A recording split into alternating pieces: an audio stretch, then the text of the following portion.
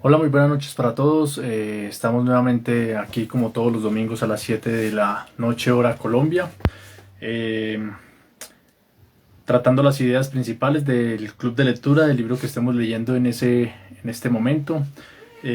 Ahora estamos leyendo Homo Deus del historiador Yuval Noah Harari. Hace poco terminamos el libro de Animales a Dioses y cada domingo estamos llevando a cabo o estoy compartiendo mis impresiones en cuanto a alguna parte del libro. El día de hoy estaremos compartiendo sobre la segunda parte de la página 108 a la página 215 aproximadamente y eh, estaremos hablando en cuanto a diferentes temas que toca Harari aquí en este libro, que ya es un poco más acerca del futuro y de todo el tema de lo que modela o de lo que es lo que mueve a la humanidad en esta época, ¿sí? Entonces les invito para que puedan darle me gusta al video, puedan suscribirse a mi canal de YouTube en Rigo Estrada Orozco y en Instagram puedan darle compartir a estos videos, a estas tertulias y puedan darle seguir. También recibimos sugerencias, estamos recibiendo sugerencias de cuáles son los libros que quisieran que pudiéramos leer. Igualmente ya hay unos previamente destinados. Solamente nos quedan entonces próximas dos charlas, los próximos dos domingos terminaremos ya este libro de Yuval Noah Harari. Y también para quienes estén interesados pueden escribirme al interno y les comparto el enlace del grupo de WhatsApp donde básicamente pues allí estamos hablando de los libros que estamos compartiendo en su momento. Bueno, los próximos dos domingos entonces abarcaremos las dos partes finales de este libro, las impresiones generales que me han dejado. Si en algún momento alguno de ustedes también está leyendo este libro, lo ha leído y quiere compartir conmigo en un en vivo, ¿sí? Quiere compartir sus impresiones en cuanto al libro, bienvenido. Después de estos dos próximos domingos retomaremos las dos partes finales del libro Leer y Resistir del escritor colombiano Mario Mendoza. Ya tuvimos el análisis o compartir las impresiones de la primera parte de este libro Leer y Resistir del escritor colombiano Mario Mendoza el 20 de julio, allí pueden verlo en mi canal. Y una vez terminemos con este libro en los próximos dos domingos, los siguientes dos domingos tomaremos para terminar el libro de Leer y Resistir. Bueno, entonces el domingo pasado finalizábamos con el tema de lo que Harari menciona en cuanto a algoritmos y básicamente lo de los algoritmos es prácticamente lo que tiene que ver con el funcionamiento natural, ¿sí? O mecánico, entre comillas, de cada uno de los seres humanos o en este caso de los animales, ¿sí? Donde planteamos que, por ejemplo, simplemente cuando un mono vea un racimo de bananas y ve a lo lejos a un león, entonces de una manera mecánica, de una manera secuenciada, lo que hace es calcular diferentes situaciones como de hambre, distancia en cuanto al racimo de bananos, qué distancia está el león, el riesgo que corre al ir tras los bananos, se analiza situaciones como si tiene hambre, si no ha comido hace mucho tiempo. Entonces todos estos factores hacen lo que hace que el animal actúe de una u otra forma. Y básicamente se relaciona igual que los seres humanos. Entonces si para el mono estas son las circunstancias, entonces en el ser humano pues se miran es algoritmos tales como los deseos, las emociones, ¿sí? Y todo muy alejado de lo que consideraríamos la parte racional. Incluso Harari mencionaba que un gran porcentaje, más del 90% incluso de aquellos premios Nobel, ¿no? Por colocar un ejemplo, premio Nobel de Economía, la mayoría de sus decisiones estaban amparadas o estaban basadas en temas que tienen que ver con las pasiones, las emociones, con los deseos, más que con la parte racional. Entonces, ya haciendo como el empalme con esto último que hablaba Harari, en esta nueva parte, Harari menciona en cuanto a este capítulo número 3, que es la chispa humana, y empieza a hablar en cuanto a la relación y cómo debemos comprender la relación entre ser humano y entre aquellos otros seres que son más próximos al ser humano, ¿sí? Como lo son los animales, ¿sí? Este otro tipo de animales, no humanos como nosotros, sino el felino, el perro y cualquier otro animal de esta especie. Entonces, ya lo que hace Harari es mencionar que incluso otra de las opciones o otra de las razones por las que el humano, entre comillas, justifica ciertas acciones en cuanto a los animales, como por ejemplo el tenerlos encerrados en una jaula, el separarlo de sus crías, el industrializarlos, aún en contra de sus acciones más naturales, e incluso preponderar los derechos del ser humano por encima del animal, ¿sí? Aun cuando en principio se puede estar pensando que se está maltratando de una u otra manera a este animal en beneficio del ser humano. Entonces Harari lo que menciona es que otro de los argumentos que el ser humano utiliza para mostrar esta superioridad en contra de los animales es que estos no tienen alma, ¿sí? Y si bien Harari menciona, por ejemplo, el debate en cuanto al ser humano, de cómo siempre se ha hablado del alma, pero pues ningún estudio científico ha dicho como, mire, es que el alma es así, o se comprueba mediante este método científico que el alma es así, pero sin embargo ha estado siempre ahí como en la visión del ser humano. Entonces dice que el ser humano, el animal, pues no tiene alma como tal, al menos el ser humano, por nuestras creaciones y por nuestras ficciones y por aquellas realidades intersubjetivas que ya hemos analizado previamente con el libro de Animales a Dioses, donde Harari lo menciona muy bien, y que son ficciones creadas por nosotros y que es lo que permite que podamos ser el sapiens haya podido ser como el sobreviviente en cuanto a otros homo, ¿sí? Que existieron en la humanidad. Es nuestra capacidad y nuestra de poder moderar el lenguaje y de poder crear ficción. Entonces ya lo que hace Harari es mencionar que a pesar de que no se puede a través de un método científico comprobar la existencia del alma, entonces muchos académicos o incluso científicos o personas que se consideran de un alto nivel intelectual pues siguen teniendo estas creencias, ya sean por estas realidades intersubjetivas o por esta cultura donde han crecido. Y menciona a modo de ejemplo como en el año 2012, a través de una encuesta de esta empresa Gallup, pues donde gran porcentaje de los encuestados eran licenciados, eran magísteres, eran doctores. Muchos de estos tenían aún o creen en la existencia o creencia de un Dios, ¿sí? Entonces se da como resultado, ¿no? Que inclusive muchos de estos creen en Dios y muchos otros en la teoría de la evolución, pero que gran porcentaje están arraigados de tener como convicción o modelo de su vida el tema de la creencia en Dios, llámese cualquiera de cualquier religión, pero pues principalmente en un ala muy tendiente al cristianismo como tal.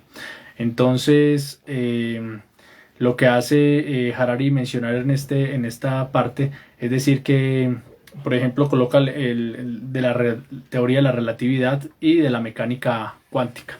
Entonces, por ejemplo, dice que usted le puede decir como que inclusive la teoría de la relatividad y la mecánica cuántica puede decir que un gato puede estar vivo y muerto al mismo tiempo, ¿sí? Que esto es una de las cosas que se puede desprender a aquellos que estudian la teoría de la relatividad o mecánica cuántica, y que incluso esto no sería sorprendente para la mayoría de personas, y lo aceptan, no se escandalizan por este tipo de afirmaciones, ¿sí? Pero si se va en contra de sus creencias cristianas o musulmanes o budistas o cualquiera de estas, entonces la gente se escandaliza, ¿sí? Cuando por ejemplo X persona de determinada religión cree algo y esto genera un escándalo y como inclusive llega a ser algo intolerable. Pero a los científicos y a los que llegan a afirmar que gracias a la parte científica un gato puede estar vivo y muerto al mismo tiempo, esto no genera ningún tipo de escándalo. Y lo que menciona Harari es que es porque se tiene pensado de que, por ejemplo, este tipo de teorías o de conocimientos científicos pues es un lenguaje de pocos, ¿no? Y como la ciencia tiende a poder encasillar o poder reducir como su transmisión en un lenguaje muy técnico, entonces eso impide que la mayoría de personas puedan abordar la ciencia o puedan criticar o puedan decir estoy de acuerdo o no estoy de acuerdo. Entonces es una de las cuestiones que plantea Harari allí. Ahora, También menciona acá de que el tema de la teoría de la evolución y de cómo el cristianismo, entonces coloca como ejemplo, entonces dice que la evolución simplemente es como la teoría de que el más apto es el que ha sobrevivido, ¿sí? En el tiempo, ¿sí? Y que ha tenido su transformación de una manera natural y ha evolucionado o es el más apto entre los diferentes organismos, el que se ha mantenido en determinado ecosistema, en determinado sistema, y eso es lo que ha permitido que tenga como una prevalencia en razón a los demás actores del sistema. Entonces, por ejemplo, coloca un ojo, ¿sí? Entonces, como el ojo. Entonces, por ejemplo, dice que el ojo se compone de muchas partes, entonces que la córnea, la retina, y de cómo cada una de estas partes ha ido evolucionando con el tiempo y de una manera natural y se ha sobrepuesto por encima de otros. Y entonces esto hace que tenga como relevancia el tema de la evolución. Pero tiene un orden consecuente, ¿sí? Entonces se explica la parte de la córnea, la retina y de cómo empieza cada uno a evolucionar. Mientras que desde el punto de vista del cristianismo y demás, simplemente es como el soplo de vida, simplemente lo creó X ser y ya, pero sin mayor explicación más allá de esto. Y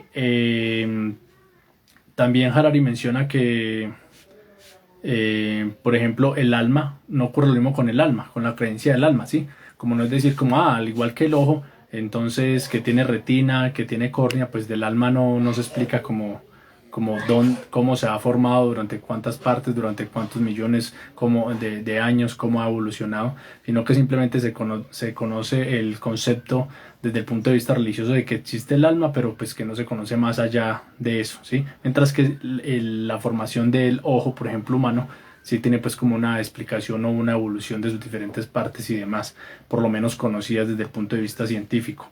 Ahora, otra de las justificaciones que los seres humanos utilizan para justificar la superioridad sobre los animales es porque supuestamente los Homo sapiens tenemos conciencia, ¿sí? Mientras que el animal no tiene esa conciencia o esa capacidad de poder tener experiencias subjetivas. ¿Y a qué me refiero con conciencia o a qué se refiere Harari con conciencia? Es decir, que no tienen la capacidad de diferenciar, ¿sí? Como algunas situaciones que están sujetas, por ejemplo, a emociones, a sensaciones y a pensamientos interconectados, ¿sí? Entonces, por ejemplo, un animal simplemente tiene hambre y pues simplemente ansiedad es como la comida del momento, mientras que el ser humano, el Homo sapiens, si tiene hambre, no solamente va a tener esa necesidad fisiológica, sino que el hambre de una u otra manera puede influir en su estado de tristeza, ¿sí? O lo que se considera tristeza, felicidad, en su energía para desempeñar X o Y trabajo, en el comportamiento que tenga en determinada sociedad, ¿sí? En determinado grupo, en la manera en que pueda abordar, por ejemplo, la lectura de un libro, ¿sí? Alguien no es lo mismo que si está recién comido o si tiene mucha hambre, pues no va a poder enfocarse de una u otra manera en el libro. Entonces todo tiene que ver como una interconexión de una cosa con la otra. Mientras que el animal simplemente está enfocado como en ciertas cosas específicas, en calmar su hambre y ya, y no piensa más allá. Entonces, Harari menciona que estas experiencias subjetivas de los seres humanos, a diferencia de los animales, pues tiene dos caras, la parte de la sensación y del deseo, ¿sí? Entonces dice que, por ejemplo, el humano, al tener hambre, puede enfrentarse al agotamiento, a una sensación de tristeza, mientras que un robot, ¿sí? Coloca el ejemplo, simplemente se le agota la batería y pues se queda sin energía y se apaga, pero un robot no puede experimentar esas sensaciones de tristeza, de felicidad, de deseo, de bienestar emocional, de bienestar espiritual. Entonces son como las grandes diferencias que también, o otras las razones en las cuales el ser humano justifica la superioridad versus el animal, ¿sí? Ahora, ya también, por ejemplo, Harari menciona los animales tienen algoritmos inconscientes y sin experiencias subjetivas, ¿sí? Son animales, ¿sí? y tienen algoritmos inconscientes tal cual una máquina de café que está programada con diferentes mecanismos para usted apretar determinados botones y él le arroja al final un café, ¿sí? Y no tienen por lo tanto experiencias subjetivas, ¿sí? La máquina de café no se va a colocar triste si llega una persona y escogió su café con determinada cantidad de leche o de azúcar y otra persona vino y no escogió azúcar sino que lo colocó más descafeinado. Entonces una máquina no va a tener experiencias subjetivas de felicidad o de tristeza o de por qué un ser humano escogió el café de esta forma y el otro no. Entonces lo mismo él hace como la relación con los animales. Inclusive pues empieza a hablar de René Descartes, el padre de la filosofía moderna, donde en el siglo XVII incluso Descartes mencionaba que los animales simplemente eran como, tenían actuaciones mecánicas, ¿sí? No tenían, por ejemplo, emociones, inclusive utilizaban los animales vivos para abrirlos y para hacer estudios sobre estos en razón a buscar una semejanza con la parte fisiológica del ser humano. Entonces ya empieza a hablar de Descartes y de cómo éste justificaba el hecho de que estos, inclusive los animales, vivían eran en el presente, siempre en un eterno presente, ¿sí? Entonces coloca el ejemplo de que si el elefante va a defender de un león a sus crías, no va a estar pensando el elefante es que son mis hijos, es que llevo con mis hijitos un año, llevo 2 años, hemos compartido X, Y, Z experiencias, tengo estos recuerdos, no, sino que el animal vive en un constante presente, ¿sí? De satisfacción de la parte presente. Mientras que los seres humanos interconectamos diferentes situaciones como lo es el pasado, el presente y el futuro.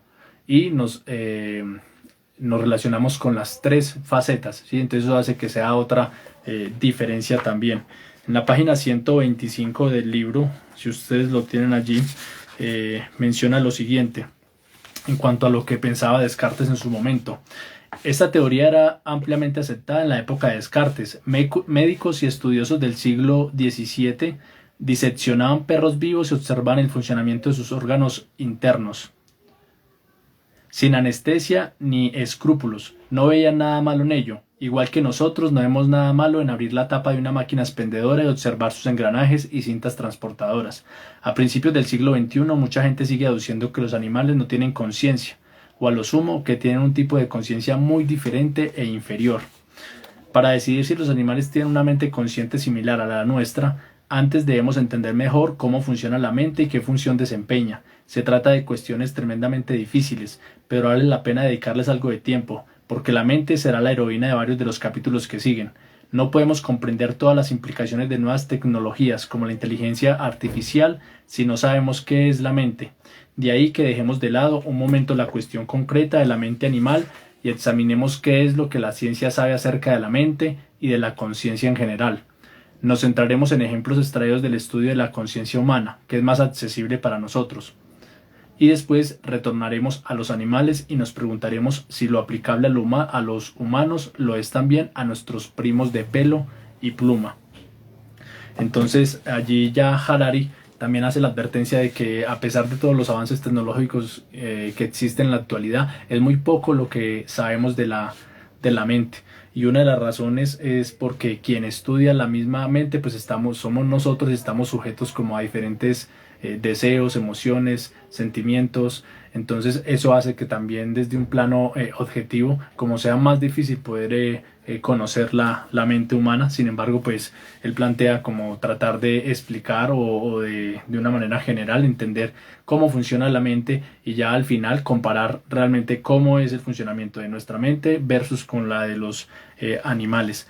Ahora, también por ejemplo, coloco un ejemplo de Google, de cómo ellos crearon un carro que se conduce a sí mismo, o sea, solo, pero este vehículo de Google, ¿sí? Este automóvil no desea, no siente nada, no desarrolla conciencia, ¿sí? Mientras que la mente del ser humano sí siente miedo, sí siente agotamiento y está expuesto a otra serie de factores. Entonces, por ejemplo, Harari menciona que muchos estudios se han quedado como en el bote de la basura, ¿sí? Y estos estudios han sido relacionados con el tema del alma, de Dios, de la luz o el éter, ¿sí? o de cómo la mente debería ir allí, ¿sí? Entonces dice que a pesar de que siempre se han abordado estudios sobre diferentes temas que no se llegan a conclusiones definitivas y que son muy difíciles de abordar, eso no significa que no se pueda estudiar, por ejemplo, otro tema tan complejo como lo es la mente. Y en ejemplo, pues coloca cómo se han hecho estudios en cuanto al alma, en cuanto a Dios, en cuanto a la luz, en cuanto a cómo muchos científicos, por muy objetivos que son, incluso muchos de ellos, no a la luz de la ciencia, de las revistas científicas, reconocen o sienten que existe un alma o que existe algo superior. Y, por ejemplo, también menciona cómo en el año 2012 se emanó una declaración de Cambridge donde hablaba de los estados de conciencia en cuanto a los animales, ¿sí? Ya trayendo como a estos siglos más recientes, algo contrario a lo que pensaba René Descartes en el siglo XVII, ¿sí? De cómo muchos científicos se reunieron y emanaron esta declaración conocida como la Declaración de Cambridge, donde se habla de los diferentes estados de conciencia, de cómo en el 2015 ya pues lo que era verdad en su momento para el siglo XVII por René Descartes, pues ya hoy en este siglo o en el año 2015, por ejemplo, como en Nueva Zelanda, el primer país del mundo en reconocer legalmente a los animales como seres sensibles, ¿sí? Y un país donde, pues, de hecho, hay más ovejas que inclusive seres humanos o Homo sapiens. Entonces dice que otra forma, hablando en cuanto a las formas o diferentes argumentos que utiliza el ser humano para manifestar su superioridad en cuanto a los animales, es aduciendo que el perro, ¿sí? O que los animales tienen conciencia, pero pues que este nivel es un nivel de conciencia inferior, que ellos no pueden sentir simplemente la diferencia entre lo que es el dolor por la felicidad o por las tristezas, sino que simplemente como por que usted golpea al perro y siente es dolor pero mecánico, o sea, no empieza el perro a decir como es dolor porque más que me pegó en el estómago me duele, que usted es la persona con la que yo he compartido tantos años, y empieza a rememorar el pasado, no, porque vive en un eterno presente. Es otra como de las diferentes planteamientos que genera Harari, ¿sí? Entonces ya coloca Harari un ejemplo de cómo un mono, ¿sí? Santino, en el año 2000, bueno, no recuerdo la fecha por acá, pero se llamaba Santino, en Suecia, como este mono tiraba piedras a los visitantes. Entonces dice que las personas se dieron cuenta, ¿sí? Los visitantes, y el mono lo que hacía era identificar cuando las personas venían a visitarlo y empezaba a tirarles piedras, ¿sí? Pero entonces el mono en algún momento cogió y escondió las piedras debajo de paja, ¿sí? Y ya cuando llegaron los visitantes, pues entonces el mono fue y sacó las piedras debajo de la paja, ¿sí? Y se las tiraba, como dando a entender que el mono se dio cuenta que los seres humanos se percataban en qué momento él tiraba las piedras. Entonces él, como en aparente manera de poder esconder estas piedras para poder llegar a su fin, que era tirarle las piedras, pues las escondía debajo de paja. Entonces analiza como este tema de cómo este mono Santino llega como a esas conclusiones, a estas actuaciones, y con esto se pretende demostrar como el nivel de conciencia que podría llegar a tener un animal. Entonces hay otro ejemplo que menciona allí Harari de un experimento que se realizó con ratas. Entonces colocaron una rata en una jaula grande, ¿sí? Y dentro de esa jaula grande colocaron una jaula más pequeña y allí dentro otra rata. Entonces había dos ratas, ¿sí? En dos jaulas. Y la rata que estaba en la jaula más grande pues escuchaba el chillido de la rata pequeña. Entonces miraban qué hacía. Entonces finalmente la mayoría cogía y abría la jaula pequeña para dejar salir esa rata. Entonces allí ya empezaban a estudiar como, bueno, lo hizo por temas de emocionales, porque identificó que la rata estaba sufriendo, que necesitaba ayuda, ¿sí? O simplemente lo hizo fue por deshacerse de aquella situación incómoda, de aquel sonido fastidioso de la otra rata, ¿sí? Entonces fácilmente se podría decir, no, como lo hizo fue por razones emocionales, ¿sí? Por ayudar a la otra rata. Pero los escépticos, los mayores escépticos decían, no, puede ser que también lo haga es por quitarse esa incomodidad, ese fastidio que genera ese sonido. Entonces coloca el ejemplo, los seres humanos no seremos acaso iguales cuando vemos a un mendigo en la calle pidiendo limosna, o cuando se acerca, por ejemplo, dentro del sistema articulado de transporte a pedir una moneda, y tal vez por el olor que no es muy bueno al olor que nosotros estemos acostumbrados, damos una moneda más que por caridad o por aspectos emocionales o de ayuda o de conciencia. Lo hacemos más por quitarnos ese, entre comillas, olor incómodo o esa presencia incómoda de nosotros.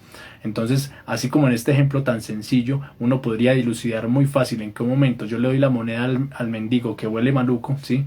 Y lo estoy haciendo por quitarme más esa situación incómoda o ese, entre comillas, fastidioso olor, ¿sí?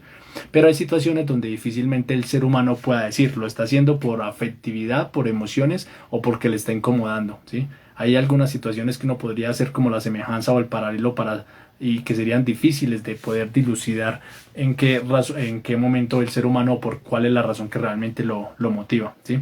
En otro ejemplo colocaban las ratas, el chocolate, a la rata de la jaula más grande, a escoger entre comerse el chocolate o liberar a la rata pequeña de su jaula, a la rata de la jaula pequeña, liberarla. Entonces, algunas escogían el chocolate, ¿sí? Y otras escogían liberar a la rata, ¿sí?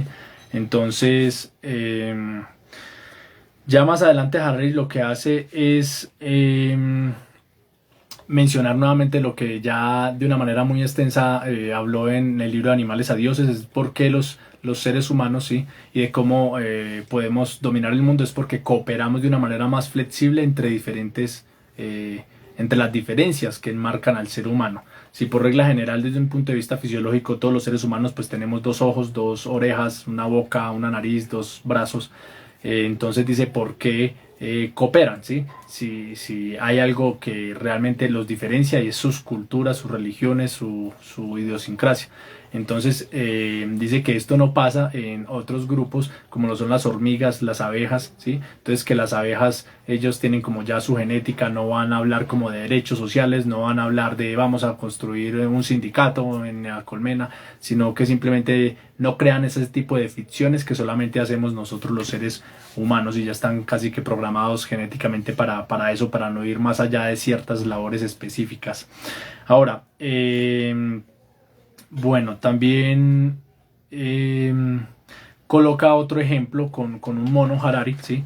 Donde a un grupo de monos se les daba pepinos, ¿sí? Entonces se colocaban diferentes jaulas y todos los días se les daba pepinos, y en algún momento lo que se hizo fue a un mono darle pepinos y al otro uva, ¿sí? Uvas. Entonces las uvas son mucho más apetitosas para los monos, y identificaban que el mono que le daban pepinos y observaba cómo le daban uva al otro, lo que cogía y tiraba los pepinos, ya no se los comía. Mientras le daban pepino a los dos monos, pues no había ningún problema, los dos recibían y los dos comían. Pero cuando se percató un mono de que a él le daban pepino y al otro ya no le daban pepino, sino que le daban uva, entonces veían que no era tan simple como que el mono no le importaba eso y se comía su pepino. No, pues tiene que haber un nivel de conciencia para identificar, sí, de que el uno es más apetitoso que el otro y que están teniendo preferencia con el otro. Entonces eso impulsaba a que tirara los pepinos a la persona que les proporcionaba ello, ¿sí? Entonces Harari menciona que en cuanto a las creencias de la mayoría de las personas en determinados grupos, muchas de esas creencias no es porque estemos convencidos, ¿sí? De que X situación o de que X forma de vivir o de comportamiento es aceptable o no aceptable, porque hayamos tenido un proceso de raciocinio, ¿sí? Contra esto, sino que crecemos en una comunidad o en determinado ámbito cultural donde no tenemos ese proceso en ningún momento de raciocinio y de pensar esto que me están enseñando es correcto o no es correcto, ¿sí? Yo mismo quiero convencerme de esto, sino que simplemente lo hacemos es porque mi papá, mi mamá, el vecino cree en eso, el barrio cree en eso, la ciudad cree en eso, el país cree en eso. Entonces se vuelve como en una creencia entre comillas impuesta, ¿sí? Pero simplemente porque aquellos que están a nuestro alrededor, que son las personas de nuestra confianza, si ellos lo creen, entonces yo lo voy a creer y no voy a hacer ningún juicio juicio de valor sobre este tipo de creencia, ¿sí? Entonces no voy a dudar en cuanto a esto. Ya lo que hace Harari es hacer un breve resumen también de recordar lo que mencionó en el libro de Animales a Dioses sobre el tipo de realidades objetivas, subjetivas, intrasubjetivas. Entonces las realidades objetivas como la ley de la gravedad, independientemente de la persona que iba en Colombia o el que iba en Austria, pues los dos, independientemente de lo que creen, de su cultura, pues la ley de la gravedad va a existir y no se va a objetar ello, ¿cierto? Las realidades subjetivas, que es a pesar de que hay una, por ejemplo, cuando yo voy al médico y le digo como, ay, me duele la cabeza, y el médico ya tienen unos protocolos en los hospitales donde independientemente del ser humano o el médico que esté allí, si es de África, si es de Argentina, si es nuevo, si es antiguo el médico, pues ya hay unos protocolos establecidos para llegar a la conclusión si esta persona está enferma o no. La persona en sí va a seguir sintiendo el dolor. Entonces la realidad objetiva es que los procesos, los protocolos de exámenes médicos pues van a ser iguales independientemente de quién los ejecute. Pero la realidad subjetiva es que la persona puede seguir sintiendo el dolor de cabeza, ¿sí? Eso no se lo quita nadie. Y las intersubjetivas, pues ya menciona otra vez el tema del dinero y de cómo entonces ya los seres humanos le dan valor a esto y hace que esto genere confianza y cooperación entre los seres humanos. Ya Harari más adelante menciona de cómo el ser humano domina el mundo es por su capacidad de poder soñar y de crear ficciones, ¿sí? Mientras que los animales, ¿sí?, de pelo y pluma, como lo menciona Harari, no tienen esa capacidad de soñar, ¿sí? Entonces un ratón o un león simplemente en su realidad objetiva existe es como la comida y ya, como satisfacer sus necesidades en su momento. Mientras que el ser humano puede crear ficciones que no puede crear un animal. El ser humano puede crear empresas, puede crear Google, puede crear Apple, puede crear el dinero, puede crear una sociedad SAS a una sociedad limitada, puede crear cuáles son sus diferencias, en qué momento una empresa se utiliza para determinadas cosas y en cuál momento otra empresa para otras. Entonces esa es otra de las razones por las cuales el ser humano domina el mundo y es por su capacidad de soñar y de poder crear ficciones. Ya en la parte segunda del libro menciona por ejemplo cómo no han cambiado mucho las cosas. Lo que antes era el faraón, ¿sí?, y que el faraón sin mover un solo dedo, simplemente porque era una, entre comillas, deidad para el pueblo de Egipto y tenía una escala de burocracia donde todos cumplían, obedecían ciertas normas, ¿sí?, y que estos faraones se sostenían más que inclusive por mucho de lo que ellos hacían o representaban era por todos los que estaban a su alrededor y el granito de arena que daba cada uno de los burócratas que estaban alrededor de los gobernantes y demás, y de ahí para abajo, y lo que establecían como mitos o como verdades, y lo coloca a la época actual, por ejemplo, como Elvis Presley o Apple o Madonna, ¿sí?, de cómo muchos, así como el faraón en su momento era una marca, pues también estos artistas de Madonna, Elvis Presley, Justin Bieber, estos famosos, pues son una marca también, pero que muchos de estos pues se sostienen es porque detrás de ellos están los abogados, está la publicidad, el marketing y todo eso que hacen que esas personas sean una marca, y que sin embargo, a pesar de ser un ser humano como cualquier otro, ¿sí?, fisiológico, que orina, hace sus necesidades, pues lo que hacen es engrandarlos, es porque hay otros detrás haciendo una serie de acciones, realizando una serie de acciones que permiten que se puedan convertir en marcas y persistir en el tiempo. Entonces coloca el ejemplo Harari de cómo un embalse, ¿sí?, en el año 1878 a.C. y al 1814 a.C., pues un proyecto Fayum, ¿sí?, se llama Fayum, que tenía que ver con un embalse del Nilo para desviar el agua del río Nilo, y esto lo que hacía era permitir que el pueblo de Egipto en su momento pues tuviera suficiente agua para no morir de sequía y demás, y de cómo estas mega estructuras las realizaron los egipcios, que inclusive en comparación con el mayor embalse de Estados Unidos, pues en su momento este embalse que crearon los egipcios albergaba 50.000 millones de metros cúbicos, mientras que el embalse más grande de Estados Unidos, que el embalse artificial más grande de Estados Unidos pues simplemente eran 35.000 millones de metros cúbicos. Y menciona, por ejemplo, cómo la sociedad egipcia, a pesar de que en su momento la mayoría de utensilios eran a base de piedra y la fuerza que tenían para impulsarlos era la fuerza humana, ¿sí? O sea, no mecánica, industrializada o tecnológica como lo tenemos hoy, pues llegaron a construir estas grandes como estas grandes construcciones como las pirámides, embalses, templos, ¿sí? Que inclusive llegaron a decir, venga, pero si en esa época los utensilios de bronce eran como tecnología de punta y eran muy costoso, muchos llegaron a decir como no, esas construcciones de pirámides y estas megas estructuras tuvieron que haber sido construidas es por alienígenas. Pero, dice Harari, si bien es una de las teorías que manejan muchos y que argumentan porque eso era imposible para construir este tipo de cosas, lo que se debió, lo que permitió que pudieran llegar a construir esto era la cooperación entre los seres humanos, ¿sí? Y esa flexibilidad que tiene el Homo sapiens de poder confluir o de poder interrelacionarse con los demás para conseguir objetivos comunes independientemente de su país, de su religión, de sus creencias y de sus familias. ¿Por qué? Porque todos van en pro de algunos mitos comunes que ha creado el ser humano y eso hace que todos trabajen en pro de conseguir este fin, ¿sí? Entonces, ya después lo que hace Harari es mencionar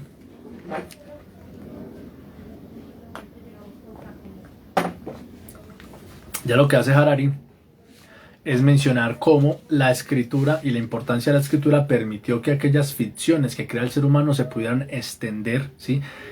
Porque en su momento, antes de existir la escritura, pues las ficciones no iban más allá de lo que pudieran albergar en su mente, ¿sí? O algunos utensilios rudimentarios que ya analizamos con el libro de Animales a Dioses, con diferentes cuerdas de colores y bueno, diferentes tipos de escrituras completas o no. Pero entonces ya mencionó Harari de cómo cuando se creó la escritura, entonces ya esto permitió que pudiera ampliarse estas ficciones, ¿sí? Entonces coloca un ejemplo de la importancia de la escritura positivo. Entonces habla de cómo los nazis, ¿sí? Cuando invadieron Francia, en su momento pues los judíos tenían la opción de irse a través del sur de Francia, de huir del nazismo, ¿sí? A través del sur de Francia para España o para Portugal. Entonces coloca el ejemplo de Aristides de Sousa Mendes, un portugués, él era cónsul y menciona de cómo este acto heroico realizado por una sola persona es considerado como el de mayor salvación, ¿sí?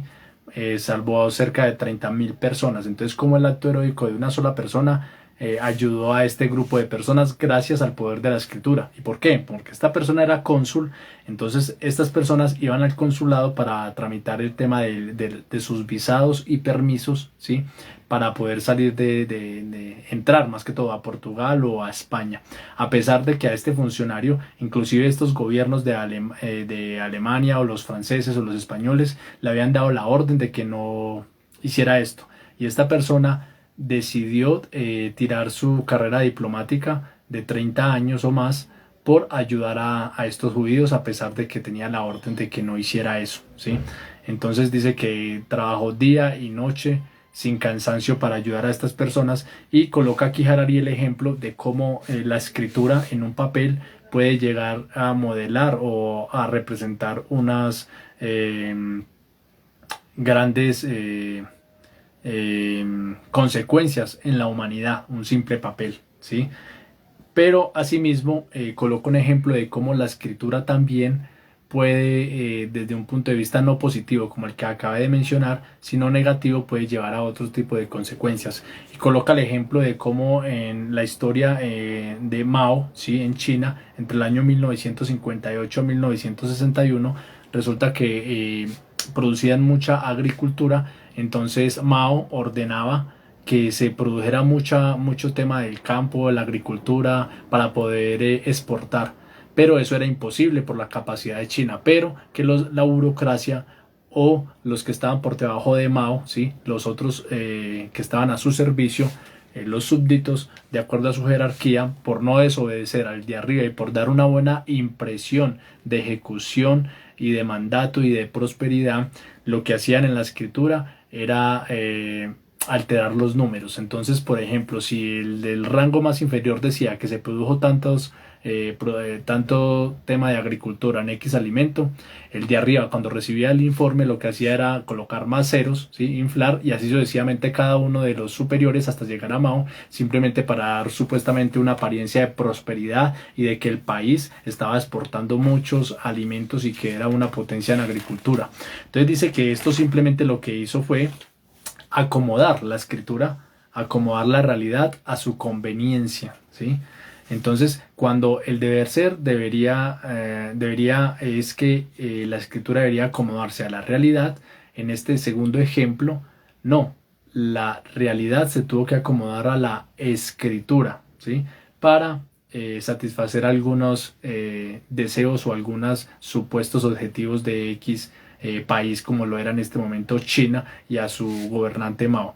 Y dice que esto desencadenó en la mayor hambruna, ¿sí? En la mayor hambruna, en la peor hambruna de la historia de China. Entonces, este es otro ejemplo. Entonces acá vemos dos ejemplos de la escritura y de cómo el papel de la escritura y de las ficciones reflejadas en papel pueden llevar a una parte positiva y a otro negativo, y de cómo en este segundo ejemplo la realidad se acomoda a la ficción, ¿sí? Y solamente se van a dar cuenta de realmente qué fue lo que pasó los que vieron en ese momento. Pero si pasan muchos años y se guía por lo que está escrito, pues nos deja la reflexión de que no necesariamente lo que está escrito, lo que se considera verdadero en alguna época de la historia, pues es así, ¿sí? Entonces, también nos da otro ejemplo Harari de cómo después de que se inventó la escritura de una manera ya más generalizada y más, por decirlo de alguna forma, industrializada o al por mayor, sí, o de una manera sistemática como tal, nos da el ejemplo de cómo en el año de 1884 se acomodó la realidad a la ficción de lo que querían los gobernantes en ese momento, y era repartirse África, ¿sí? Entonces se reunieron en 1884 los ingleses, los franceses y los alemanes para dividir África, ¿sí? Para establecer las fronteras de África y para decir esta parte es suya, esta parte es mía. Pero como estas personas no tuvieron en cuenta que al dividir las fronteras de África o al dividir este continente africano, no iban a la parte objetiva, y era que en esta división pues había culturas, había religiones, y no sabían y no eran conscientes de la dimensión o de la afectación que estaban produciendo en las tribus de este continente. Inclusive dice que de estas divisiones que se realizó en su momento solamente pensando en aspectos económicos, ¿sí? Aún persisten, que son muchas de las guerras que persisten en la actualidad, se da debido a esto, ¿sí? A esa división que se realizó en su momento en 1884 por parte de ingleses, alemanes y franceses desde un punto de vista macro, pero no tuvieron en cuenta la parte objetiva de cada una de estas tribus. Entonces, más adelante Harari lo que menciona es decir, es bueno entonces en algunos casos que la ficción se combine con la realidad, o deben ir separadas, ¿sí? Y la conclusión que llega Harari es que debe haber una combinación, ¿sí? De que debe existir tanto la realidad como la ficción. Y nos dice que los seres humanos no podríamos avanzar en pro de algunos objetivos si solamente nos apegáramos a la realidad, ¿sí? O a la parte objetiva, o si solamente nos apegáramos a la parte de la ciencia, de la objetividad.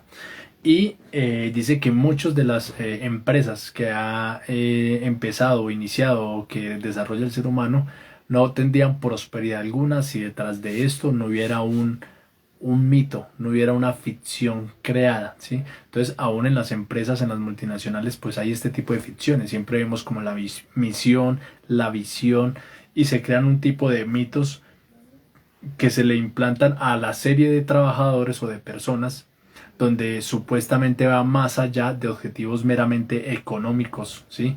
A pesar de que puede que dueño de la empresa solamente tenga un objetivo netamente económico, lo que se hace es disfrazar de mitos y de ficciones para que el ser humano pueda conseguir este objetivo.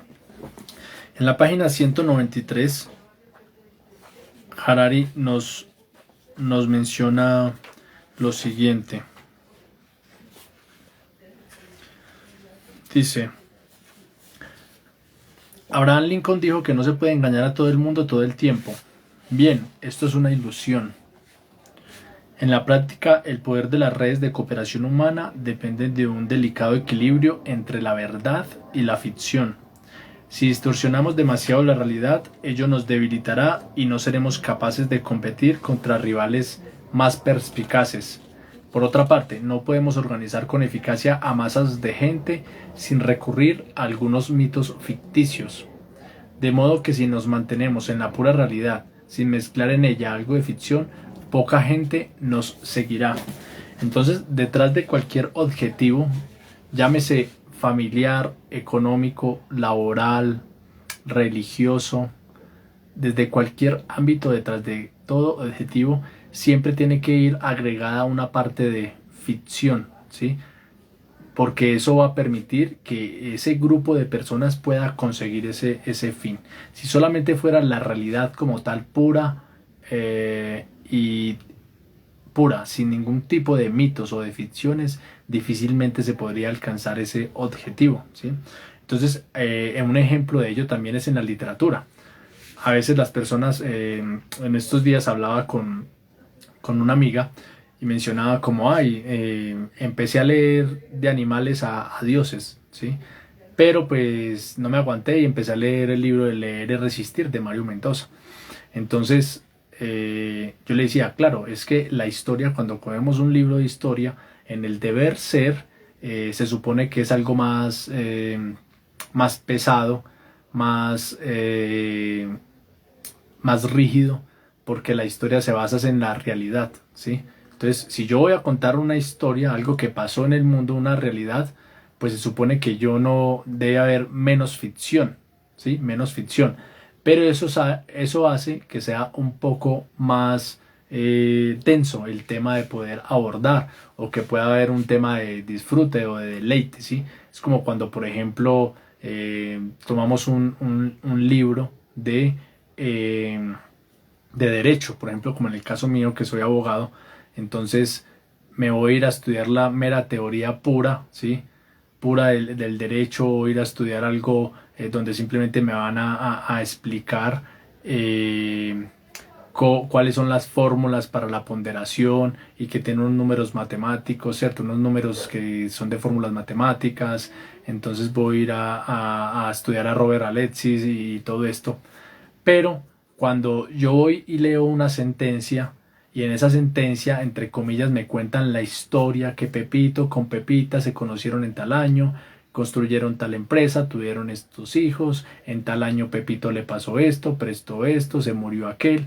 Entonces, todas esas cosas que vamos agregando van representando, entre comillas, una ficción, ¿sí? O van recreando aquello que la realidad pura y por sí sola generaría como densidad, ¿sí? Entonces, como cuando leemos una novela, queremos que en la novela una novela biográfica, mientras va pasando una historia y nos van contando hechos, ¿sí? Nos van contando historias de lo que va experimentando el ser humano en el transcurso de la novela, también nos van enseñando datos biográficos, ¿sí? O vamos aprendiendo sobre pintura, o cuando cogemos un libro, por ejemplo el Código Da Vinci. Entonces, si bien aprendemos de pintura, de historia, de geografía, de algunos otros temas, pues no es directamente como la pintura fue creada en tal año por fulanito de tal, no, sino que en medio de la historia de la ficción de Robert Landon, ¿cierto? Del profesor, mientras iba al museo y mientras pasó una muerte, vamos aprendiendo lo otro, pues eso va generando que podamos conseguir más el objetivo y llegar a ese final, porque se hace entretenido por la ficción que va teniendo el libro. Asimismo es lo que dice Harari, que pasa en cualquier empresa o en la realidad, ¿sí? En cualquier empresa del ser humano cuando se lleva a cabo, que debe haber la combinación de realidad y de ficción para poder conseguir esto. Bueno, Y ya Harari lo que hace es, para ir terminando como esta tertulia del día de hoy, es mencionar, por ejemplo, de cómo la vara para medir la historia, ¿sí? Entonces él dice, si vamos a analizar a Egipto, ¿sí? Su modelo de producción, o si vamos a analizar, por ejemplo, la época de los cazadores recolectores en cuanto a producir alimentos, y vamos a analizarlo a la actualidad, ¿sí? Mientras una máquina en una hora, por ejemplo, digo yo, en una hora puede producir X cantidad de alimentos, en la época de hace muchos años pues se necesitaba era 10, 15, 20 o más personas para producir esa misma cantidad de elementos que ya ejecuta una máquina ahorita industrializada. No significa que eso por sí solo signifique que la sociedad haya avanzado, ¿sí? O que estemos avanzando en diferentes ámbitos. Si lo vamos a analizar desde un plano, o la vara que vamos a medir en ese momento es la de producción, ¿sí? La de costo, beneficio, la de rentabilidad, la de utilidad, pues va a ser exitoso, no va a haber discusión alguna entre comparar una época con la otra, ¿sí? Pero si vamos a medir felicidad, vamos a medir otro tipo de situaciones, pues cada vara va a traer un resultado. Entonces, la enseñanza que nos da Harari es que es dependiendo de la vara que nosotros tomemos para analizar la historia, es donde vamos a llegar a un resultado. Y cuando tomamos una vara de determinado rasero, pues estamos silenciando otras varas o estamos dejando de utilizar otras varas. Y así lo menciona en la página 199 del libro. Harari menciona esto bien importante, donde dice: todo depende de la vara de medir y del punto de vista que adoptemos. El Egipto de los faraones. Lo juzgamos en términos de producción, de nutrición o quizá de armonía social. Entonces, una cosa es juzgar el Egipto de los faraones por producción, otra por nutrición y otra por armonía social. Si alguien viene a medir la época antigua, la época de los faraones, solamente por la vara de la producción, pues va a llegar a la conclusión de que efectivamente hoy es mucho mejor. Si lo va a ir a analizar por la época de nutrición o por la armonía social o por el aspecto político, económico, pues va a llegar a otras conclusiones, ¿sí? Entonces lo que dice Harari es que debemos ser muy cautos a la hora de poder medir algún hecho histórico o alguna época de la humanidad, ¿sí? Y saber desde qué perspectiva estamos analizando ello. Dice, nos centramos en la aristocracia, los campesinos humildes o los cerdos y los cocodrilos, en alusión al ejemplo del Egipto de los faraones. Entonces vamos a analizar y vamos a hablar del Egipto de los faraones desde un punto de vista de la producción, desde la nutrición, desde la armonía social, o nos vamos a centrar en la aristocracia o en los campesinos humildes, en la manera en que trabajaban, cómo trabajaban, o en los cerdos o en los cocodrilos y qué representaban estos. Entonces dice, la historia no es una narración única, sino miles de narraciones alternativas. Siempre que decidimos contar una, ¿sí?, también decidimos silenciar las otras. Entonces, los humanos estamos dados a que siempre que contamos una historia, contamos una parte, ¿sí? Y lo medimos desde aquella perspectiva que tal vez va más afín con mis emociones, con mis sentimientos, con mis pensamientos, y que de una manera inconsciente están justificando para yo llegar a la conclusión que creo que es la correcta, ¿sí? Y por eso cada uno cuenta la historia de una manera u otra, ¿sí? Y ya para finalizar, lo que dice Harari es que ahorita en el siglo XXI, ¿sí?, tal vez haciendo o escribiendo como de manera de prefacio de su libro 21 lecciones del siglo XXI, ¿sí?, 21 lecciones para el siglo XXI, que después lo tendremos en este club de lectura. De pronto esto podría servir fácilmente de prefacio, lo que dice en esta página 201, donde dice: empresas, dinero y naciones existen únicamente en nuestra imaginación. Los inventamos para que nos sirvieran. ¿Cómo es que ahora nos encontramos sacrificando nuestra vida a su servicio? Estamos sacrificando nuestra vida y estamos siendo súbditos o esclavos de algo que simplemente existe en nuestra imaginación y que es producto de nuestra imaginación, de las ficciones del ser humano que hemos creado nosotros, pero a la vez no nos hemos dado cuenta de que hemos creado aquello que nos va a subyugar, ¿sí? Entonces dice, en el siglo XXI crearemos más ficciones poderosas y más religiones totalitarias que en ninguna era anterior.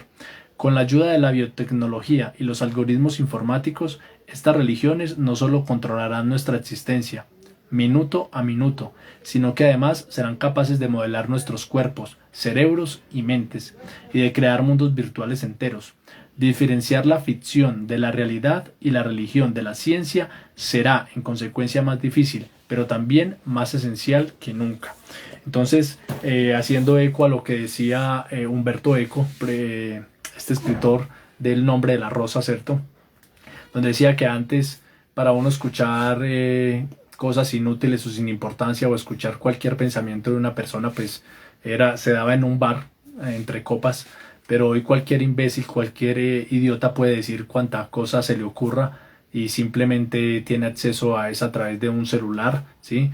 Y puede llegar a influir o puede llegar a muchas personas en diferentes partes del mundo, ¿sí? Lo que antes se hacía en grupos reducidos, hoy en día ya es algo que se hace a través de las redes sociales. Y de hecho, pues ya menciona Harari, pues, o la reflexión en cuanto a esto, ¿sí? Entonces nos inundan todos los días las redes sociales, todas las personas simplemente es tener acceso a internet, escribe lo que quiera y nos inundan de información. Entonces uno pensaría que en la actualidad es más fácil llegar a la verdad o conocer la verdad por la tecnología, pero pasa todo lo contrario. Gracias a la tecnología o a pesar de la tecnología, pues se confunden muchas verdades o la mentira con la verdad. Y es tanta la información que nos sobreabunda en las redes sociales y en todo lado que es difícil que podamos identificar si algo es verdadero o no, porque cuando intentamos abordar ese campo, más nos demoramos en estudiar si algo es verdad o es mentira, cuando ya se está revaluando o ya se está inundando de información los aparatos tecnológicos. Bueno, ya para finalizar, lo que hace Harari es mencionar de cómo, mire esta reflexión que hace en esta parte que acabé de leer, que ahora vivimos en una época donde es tan difícil diferenciar entre lo que es real y lo que es ficción, ¿sí? El metaverso, ¿sí? El ser humano, ahorita se está hablando del metaverso, ¿sí? Entonces, crear ficciones que llegan a ser tan supuestamente verdaderas que no llegamos a saber qué es verdad y qué es ficción, porque el ser humano llega a ese nivel de capacidad o de poder interactuar con determinadas tecnologías que inclusive pues muchas personas no diferencian entre una cosa y la otra o un juego, ¿sí? Por ejemplo, estos japoneses o estos que tienen estos juegos en línea y todo eso, que inclusive si pierden y demás se van al suicidio y toman eso tan algo como de verdad, ¿sí? Como si fuera su realidad, estas cosas virtuales.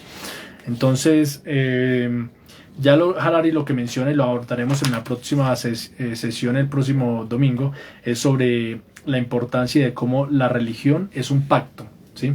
Y Harari menciona, la religión y la ciencia es un matrimonio, ¿sí? Siempre se ha tratado de poder distinguir entre una y la otra, ¿sí? Y de que, por ejemplo, dice, no, es que usted tiene que basarse en hechos objetivos, en la objetividad, en la ciencia, en la razón.